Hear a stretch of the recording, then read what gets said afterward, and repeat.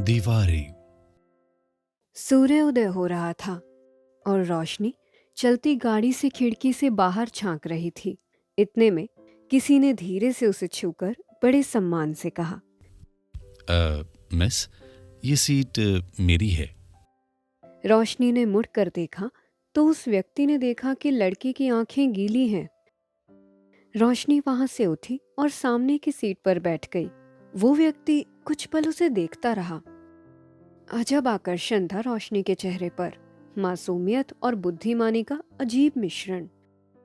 उसने हाथ आगे बढ़ाते हुए कहा, मेरा नाम आदित्य है। रोशनी हाथ मिलाते हुए उसने मुस्कुरा कर कहा, जैसे बस यही क्षण सच हो। बीत गया पल उसकी भावनाओं से बीत गया हो। आदित्य ने कहा, लूडो खेलती हैं आप? क्या? काम के सिलसिले में मुझे बहुत ट्रैवल करना पड़ता है। सहयात्रियों से लूडो खेलकर टाइम निकाल लेता हूँ। रोशनी मुस्कुरा दी। ठीक है, निकालिए। आदित्य ने अपने हैंडबैग से लकड़ी की एक बहुत खूबसूरत लूडो निकाली तो रोशनी ने कहा, वाह, बहुत खूबसूरत है और लकड़ी पर कितनी खूबसूरत नक्काशी है। मेरे पापा किया करते थे। अब नहीं करते? अब वो नहीं रहे। ओह, आई एम सॉरी।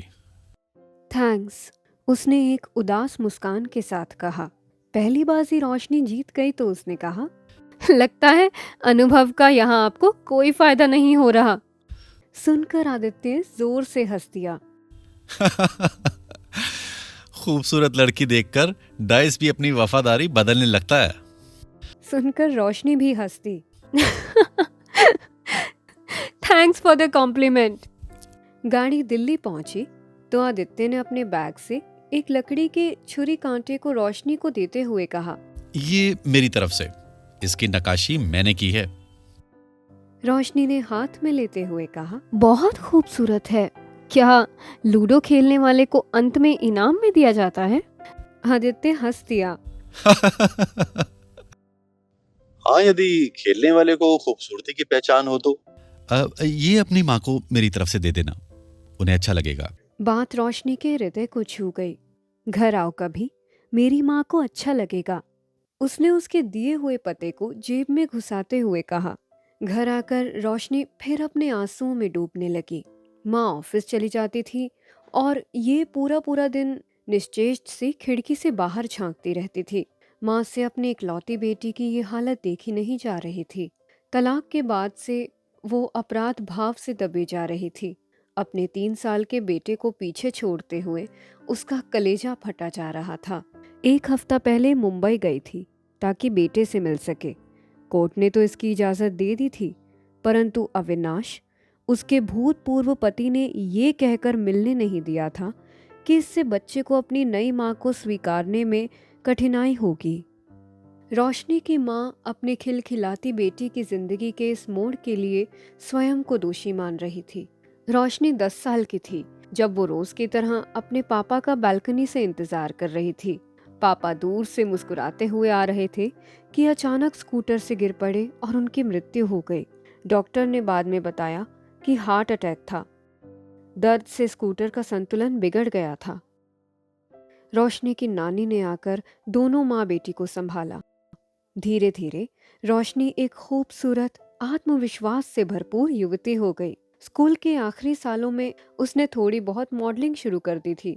उन्हीं दिनों उसका परिचय अपनी सहेली नंदिता के भाई अविनाश से हुआ। वो इंजीनियर था और नौकरी करता था। एक दिन वो अविनाश को माँ और नानी से मिलाने घर ले आई।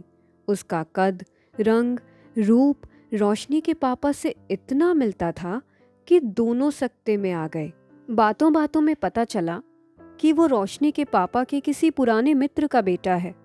उसके पापा के दोस्त दुनिया भर में फैले थे, इसलिए इस संजोग से किसी को कोई विशेष आश्चर्य नहीं हुआ। माँ ने कहा, शादी के लिए इससे बेहतर क्या हो सकता है? पिता के मित्र का परिवार तुम्हारा आदर करेगा। रोशनी की 17 साल में शादी हो गई। 2 महीने बाद ही अविनाश ने उस पर दुनिया भर की बंदिशें लगानी शुरू कर दी। पढ़ाई तो रुक ही गई थी, उसकी मॉडलिंग भी बंद करवा दी। छोटी छोटी गलतियों पर थप्पड़ जड़ देता। रोशनी इससे पहले कि अपने इस कुरूप जीवन को समझ आगे कोई कदम उठा पाती, वो गर्भवती हो गई। माँ ने कहा बच्चा होने के बाद शायद बदल जाए, परंतु वे पहले से भी खूंखार हो उठा। रोशनी के बदन की बदली रूपरेखा को देखकर ताने मारता। एक दिन उसने दरवाजा खोला तो सामने नानी खड़ी थी। वो रोशनी को लेने आई थी। आखिर इस तरह का अत्याचार वो क्यों सहे? तलाक पूरा होते ना होते नानी इस दुनिया से जा चुकी थी। इस कानूनी लड़ाई ने उसे और भी अधिक तोड़ दिया था। अविनाश ने उसका इतनी बार अपमान किया था कि वो हीन भावना की शिकार हो गई थी, और अपराध बोध इतना अधिक था कि मन किसी तरह भी संभाले नहीं संभलता था। वो जहाँ जाती घने बादल की तरह इन भावनाओं का साया उसके अस्तित्व को घेरे रहता। आदित्य से मिलना उसे सुखद लगा था, पर उसका विश्वास टूट चुका था। माँ ने कहा आदित्य अच्छा लड़का है, पर पहले तुम अपना बुटीक खोलकर आत्मनिर्भर हो जाओ। रोशनी ने किसी तरह संघर्ष आरंभ किया। इन कठिन दिनों में आदित्य करीब आता गया। इससे पहले कि उसके घाव पूरी तरह भरते, माँ भी एक छोटी सी बीमारी के बाद चल बसी। उस अकेले घर में रोशनी का मन करहा उठा। आदित्य ने कहा दुनिया चाहे कुछ भी कहे, मैं तुम्हारे घर आकर रहूंगा, और धीरे धीरे माँ पापा भी इस शादी के लिए मान जाएंगे। रोशनी चाहती थी वो उसके साथ आकर रहे, परंतु उसे इस बात से नाराजगी थी कि आदित्य चाहता है वो अपनी पहली शादी की कोई चर्चा न करे और इस बात को गुप्त रखे। रोशनी ने कहा मैं किसी और को नहीं बताऊंगी, पर तुम्हें अपने माँ पापा को बताना होगा। आदित्य ने मना किया तो एक दिन वो स्वयं ही आदित्य की माँ से मिलने चल दी। सारी सच्चाई सुनने पर न जाने क्यों आदित्य की माँ को ये खूबसूरत बहादुर लड़की अच्छी लगी और दोनों की शादी हो गई। कुछ ही दिनों में आदित्य को सिडनी में नौकरी मिल गई और वे दोनों एक नए परिवेश में आ गए। वो जो बातें दिल्ली में अपने आकार से बड़ी लगती थी, सिडनी में उनके अर्थ धुंधले पड़ने लगे। उनके अपने 2 बच्चे हुए, परंतु रोशनी का अपराध भाव अभी भी बना हुआ था। आदित्य ने उसे अपने पहले बेटे से किसी भी तरह का संबंध रखने के लिए या पुरानी बातें उघाड़ने के लिए आरंभ से ही मना कर दिया था। ये वो चुभन थी जिसकी आह को उसे दबाना था। वो अपने अतीत को समझना चाहती थी और उसके लिए बात करना जरूरी था, पर किसी को बताने का अर्थ था आदित्य के साथ विश्वासघात। रोशनी ने सिडनी में एक रेस्टोरेंट खोल लिया। उसकी सफलता से उसका खोया विश्वास लौटने लगा। वो जहां जाती उसका व्यक्तित्व उभर कर आता। वो दबी सहमी रोशनी छटकर हवा हो गई, और इस पुनर्जीवित रोशनी के लिए ये आवश्यक हो उठा कि आदित्य यदि उसे चाहे तो पूरे अभिमान के साथ। इस तरह कटा छटा प्यार उसके लिए काफी नहीं। रविवार का दिन था। वो ट्रैकिंग के लिए घर से निकले थे। बच्चे तेजी से आगे निकल रहे थे। एक तरफ नीला स्वच्छ समुद्र था, दूसरी ओर युगों पूर्व की अपने गाथा कहती चट्टानें। हल्की धूप, शांत हवा और कदमों का आत्मविश्वास आदित्य में भरपूर गृहस्थी का सुख जगा रहा था। आदित्य ने कहा अच्छा लग रहा है ना? रोशनी ने कोई उत्तर नहीं दिया, तो उसने हाथ पकड़ते हुए कहा कोई परेशानी? रोशनी ने सिर हिला दिया। तुम्हें अच्छा नहीं लगेगा। आदित्य का चेहरा उतर गया। वो जान गया उसका फिर से कटघरे में खड़े होने का समय आ गया है। तुम्हें मेरे अतीत से शर्म आती है। मेरा जो हिस्सा पसंद आया उसे रख लिया। और उसकी बात पूरी भी नहीं हुई थी कि आदित्य ने कहा बात मेरी नहीं, समाज की है। लोग तुम्हारे बारे में क्या सोचेंगे? रोशनी के चेहरे पर व्यंग्य उभर आया। यहाँ बात मेरी नहीं, तुम्हारी है। तुम्हें डर है कि लोग ये सोचेंगे कि इसने एक तलाकशुदा, एक बच्चे की माँ से शादी की है, इसको कोई और नहीं मिली। तुम ये सोचते हो कि मेरे बेटे का जिक्र होगा तो साथ ही ये चर्चा भी होगी कि किसी की ठुकराई हुई पत्नी को तुमने अपनाया है। आदित्य का चेहरा क्रोध से तमतमा उठा और वो आगे जाते हुए बच्चों को पकड़ने के लिए दौड़ पड़ा। रोशनी और आदित्य के जीवन में वो तनाव मुखर हो उठा जिसे वे अब तक दबाते आए थे। जो अंदर ही अंदर अधूरा था वो टूट रहा था। उसे सहारे की जरूरत थी। इस टूटने में मात्र विक्षिप्तता थी। तर्क, सहानुभूति कुचले पड़े थे। वे बच्चों के सामने सामान्य बने रहने का प्रयत्न करते, पर मनमुटाव इतना गहरा था कि 5 और 7 साल के छोटे बच्चे भी तनाव को भांप रहे थे। मित्रों से मिलते तो उनकी सहजता एक नाटक लगती, अकेले होते तो मुंह फेर लेते। इस स्थिति को 2 महीने से अधिक हो चुके थे। बच्चे स्कूल जा चुके थे। आदित्य ने दूर से देखा, रोशनी का वजन थोड़ा घट गया है और शायद वो इतना रोई है कि उसने रोना बंद कर दिया है।